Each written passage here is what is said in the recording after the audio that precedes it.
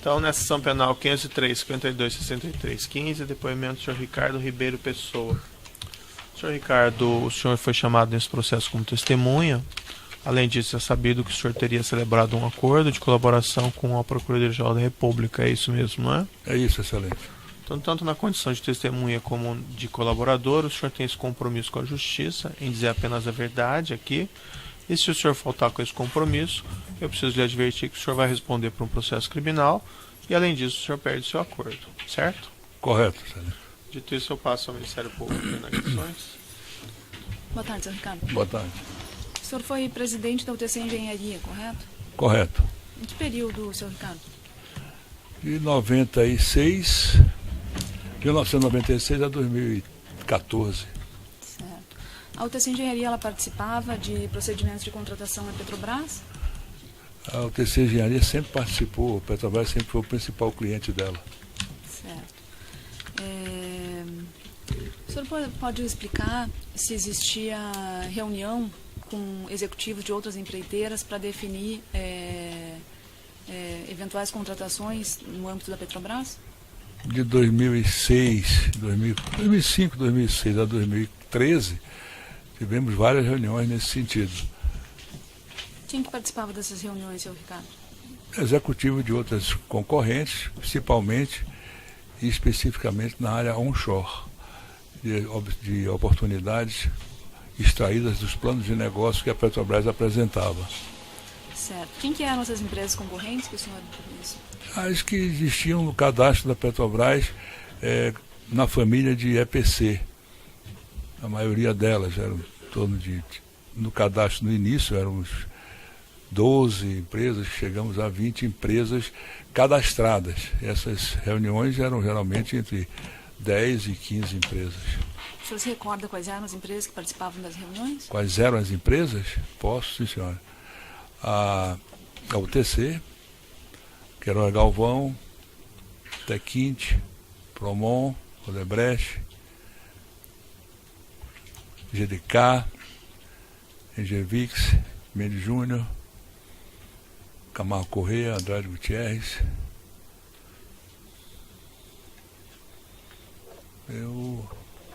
MPE eu já falei, né? Tem mais algumas aí que também participaram pontualmente. Eu me recordo dessas.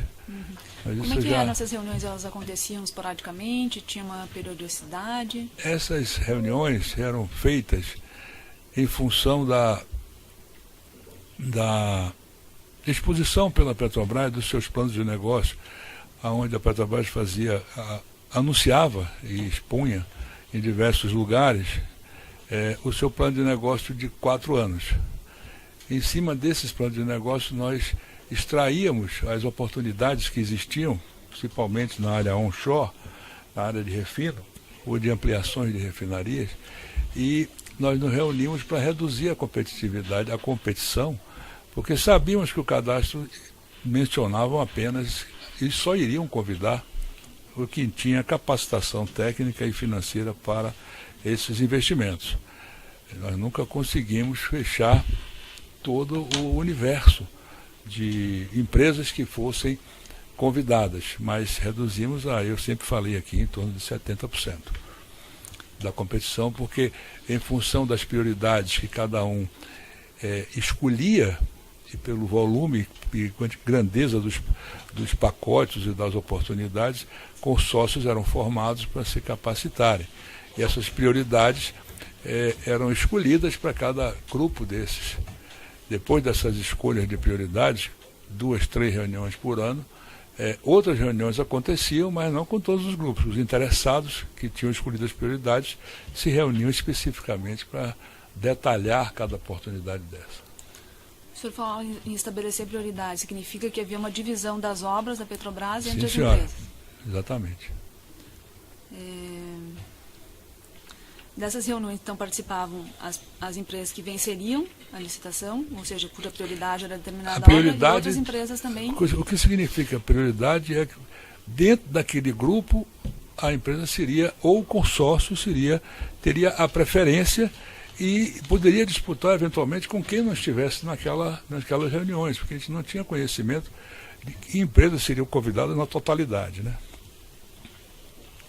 Nas próprias reuniões já se convencionava também quais eram as empresas que apresentariam propostas que serviriam como cobertura? Essas coberturas geralmente ficavam para as reuniões específicas e nós éramos demandados pontualmente para fazer coberturas. O senhor pessoalmente participava dessas reuniões, senhor Ricardo? Participei de todas que a UTC teve interesse.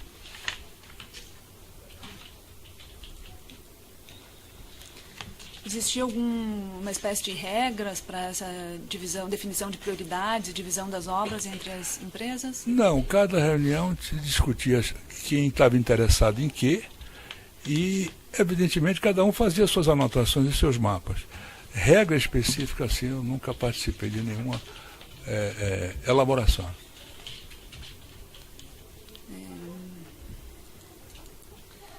Essa reunião de empresas, então, esse cartel que foi convencionado no âmbito da Petrobras, ele envolvia também pagamento de propina a agentes públicos? Envolvia, mas não por causa das reuniões das empresas. Envolvia pagamento de propina, tanto no âmbito da área de serviço, diretoria de serviço, quanto diretoria de abastecimento. Para quem que eram pagas as propinas, senhor Ricardo? Para quê? Para quem? No caso da UTC, da área de abastecimento, para a diretoria do diretor Paulo Roberto Costa, através do senhor Alberto Youssef e o deputado Zé Janene, enquanto ele esteve vivo. E para a diretoria de serviços, para o Varusco e para o João Vacari, por instruções do diretor Renato Duque. O senhor disse que não exatamente no âmbito dessas reuniões se discutia o pagamento de propina.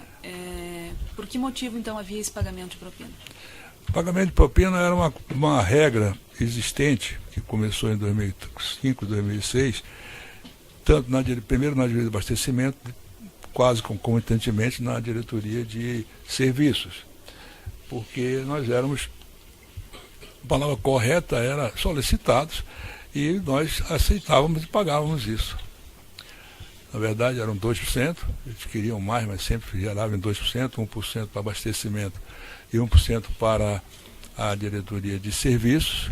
No abastecimento, esse pagamento era feito integral por representante do deputado Zé Janene e depois para o próprio Alberto Youssef, junto para o Paulo Roberto Costa, que ia se direcionando para o Partido Progressista, o PP, e no caso específico da diretoria de serviço, metade eu sei que ficava na casa, como eles chamavam, 0,5%, e 0,5%, e o senhor João Vacari Neto era quem discutia comigo especificamente.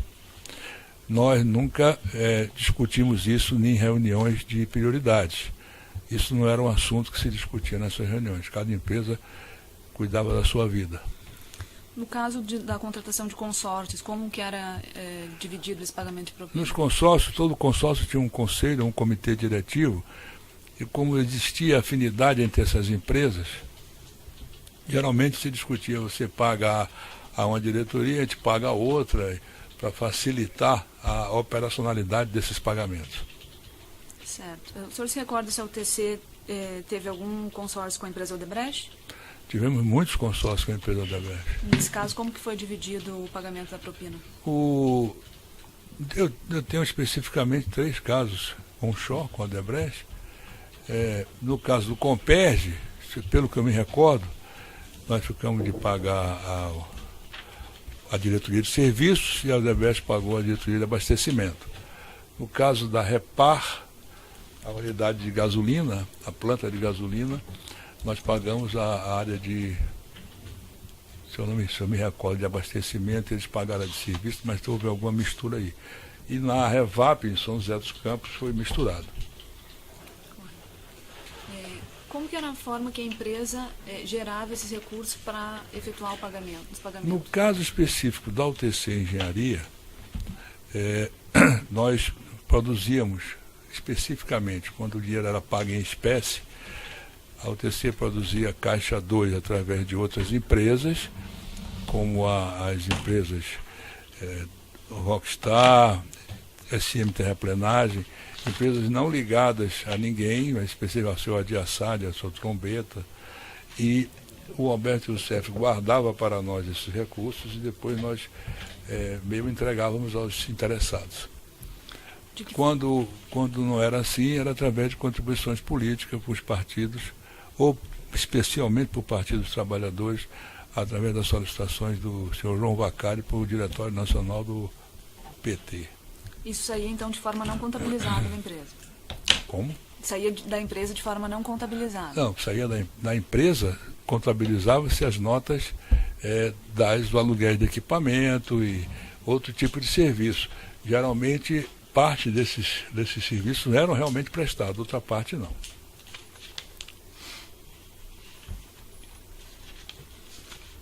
Na UTC Engenharia, existia algum controle desses pagamentos de propina que eram realizados? Esse controle, por uma questão de decisão pessoal minha, quem tinha era eu e meu diretor financeiro, Valmir Pinheiro. Mais ninguém.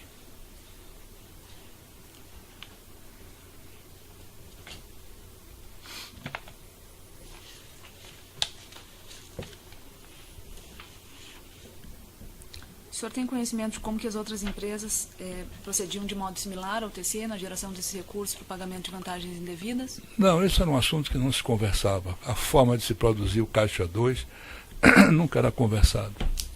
Correto. Quando o senhor mencionou que a UTC teve vários consórcios com a Odebrecht e que se convencionava a divisão dos pagamentos, quem que tratava com o senhor sobre isso pela Odebrecht? Sempre era Márcio Faria. Obrigada, senhor Ricardo. Nada mais, excelente. Você de acusação tem perguntas? Na ordem da denúncia, a defesa de Marcelo Odebrecht tem perguntas? A defesa de Fernando Luiz Aires tem perguntas? A defesa de Aldemir Bendini? Tenho sim, excelência. Boa tarde, senhor Ricardo.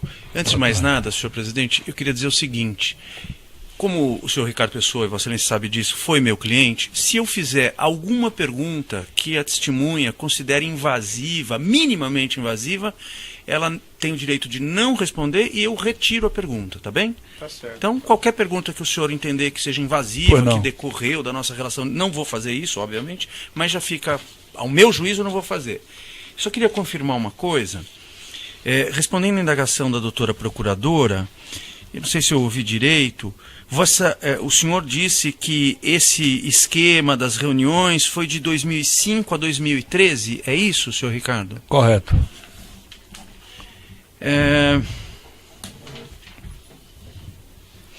Quando o senhor, respondendo à indagação da doutora procuradora, falou que celebrou consórcios com a empresa Odebrecht, era a Odebrecht Engenharia ligado a gás e óleo, é isso? Era Odebrecht, tiveram vários nomes.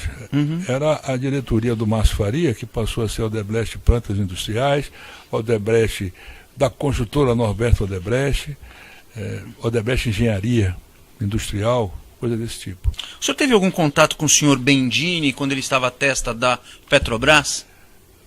Nunca tive com o senhor Bendini na Petrobras. Pois não. Estou satisfeito, excelência, muito obrigado. Defesa de André Gustavo Vieira. A defesa de Antônio Carlos Vieira. A defesa de Álvaro José Galiz. Sem perguntas? Certo. Os breves esclarecimentos do juízo aqui. O senhor conhece o senhor Aldemir Bendini, o senhor André Gustavo e o senhor Antônio Carlos? O senhor Bendini eu conheço. Quando ele era presidente do Banco do Brasil, tive uma audiência com ele. Uhum. No dia 10 de novembro de 2014. Eu fui recebido por ele no escritório do Banco do Brasil em São Paulo, onde eu queria renegociar as dívidas que a UTC Participações tinha com o Banco do Brasil, como tem até hoje. O André Gustavo eu conheci uma vez, através da Eletricidade de Portugal, EDP, que é uma das acionistas da hidrelétrica de São Manuel, onde a nossa empresa Constran, junto com a UTC Engenharia, tinha um consórcio para construir essa hidrelétrica para a EDP. E o que tinha a ver o senhor André Gustavo com isso? Ele conhecia o presidente lá em Portugal da EDP e me apresentou o o presidente lá. Ele me procurou, dizendo que o presidente, nós estávamos fazendo proposta e nós tínhamos vencido a concorrência. Entendi. Alguma vez teve alguma conversa com eles de mais impróprios, envolvendo solicitação de vantagem, de valores? Não, senhor, absolutamente. O TC, ela sofreu restrições da Petrobras Agora, após esses... Não, isso em 2014. Se a UTC recebeu restrições? Sofreu restrições de não ser contratada pela Petrobras ou de ter problemas de recebimento. Isso em que data, Excelência, não ficou claro? 2014 ou 2015. Em 2015, a UTC está bloqueada cautelarmente desde 19 de novembro de 2014, logo após a 7ª fase da operação. Esse bloqueio não foi levantado, a UTC, participações do UTC Engenharia e Constran fizeram acordo de leniência com a Controladoria Geral da União, o Ministério da Transparência e a Advocacia Geral da União. O Ministério Público Federal não achou necessário complementar nem fazer um acordo de leniência, porque suponho eu julgou suficiente o acordo de leniência com a CGU, a AGU, mas além disso, isso foi até o dia 10 de julho, quando nós assinamos o acordo de leniência, a Petrobras não nos retornou para o cadastro, embora fizesse parte do compromisso com a CGU, a AGU, pelo menos nos chamar para uma chamada DDI, que chama-se Due Diligence, para se começar. Cancelou, de certa forma, não cancelou, mas sinalizou o cancelamento dos contratos restantes, nos obrigando a entrar em recuperação judicial. E alguma justificativa foi colocada para isso? Nós não temos acesso e não sabemos. A justificativa é que nós estamos bloqueados cautelarmente por causa da Operação Lava Jato. Mas mesmo depois desses acordos de leniência? Mesmo depois. Aliás, a sinalização de não renovação dos contratos de manutenção na Bacia de Campos foi logo depois, foi 7 dias depois do acordo de leniência. Tá certo, senhor. Excelência, pela ordem, Oi. em cima da indagação de Vossa Excelência, eu só apenas pediria que ficasse consignado quando a UTC celebrou esse acordo de leniência que ele acabou de referir. Por favor. No dia 10 de julho de 2017. Eu agradeço, Vossa Excelência.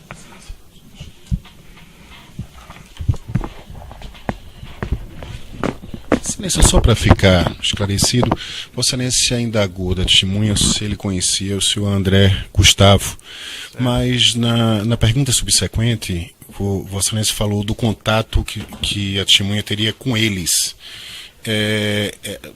Não entendi, esse eles que Vossa Excelência está se referindo seria em relação a André Gustavo e ao senhor Antônio Vieira? Ou... Para esclarecer, o senhor conhece o senhor Antônio Vieira? Não. Que seria o irmão do senhor Não, André? não conheço.